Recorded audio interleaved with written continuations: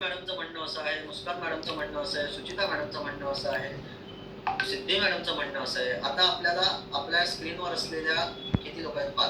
5 लोकांपैकी स्क्रीनवर जे 5 लोक आहेत त्याच्यापैकी जवळपास सगळ्यांनाच डी ॲडिक्शनचं इश्यू आहे. प्रत्येकाच्या घरात डोमेस्टिक व्हायलन्स आहे का ॲडिक्शन. आता व्यसनाधीनतेमुळे होणारा कौटुंबिक हिंसाचार याच्यावर सेशन घेत असताना आपल्याला कळलं की 5 लोकांच्या घरी कौटुंबिक हिंसाचार आहे, कारण व्यसनाधीन. मग प्रतीक्षा मॅडम पुढचा ऍक्शन प्लॅन बनवू शकते की ओके, सगळ्यांच्या समस्या समान आहेत, मग समाजकार्यामधली गटकार्य पद्धत अशी आहे की समान समस्या असलेल्या लोकांचा एक गट घेऊन आपण त्यांच्याबरोबर काम करू शकतो. बरोबर प्रतीक्षा मॅडम? गटकार्य. हो. आता गटकार्य करणं म्हणजे काय? ऍक्शन प्लॅन बनवणं.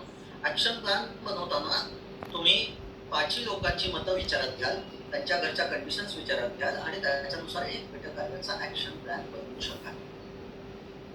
म्हणजेच काय, आता हे कसं झालं? तुम्ही ऍक्टिव्ह लिसनिंग केलं, समोरचा काय म्हणतोय ह्या व्यक्तीचं म्हणणं ऐकून घेतलं, त्याला बोलायची संधी दिली आणि त्यांना बोलायची संधी दिल्यामुळे समाज कार्यकर्ता आणि लाभार्थी यांच्यामध्ये एक रिलेशन डेव्हलप झालं. ते रिलेशन डेव्हलप झाल्यानंतर 5 लोक जे आहेत त्या लोकांनी त्यांच्या गोष्टी शेअर केल्या आणि त्या शेअर केल्यानंतर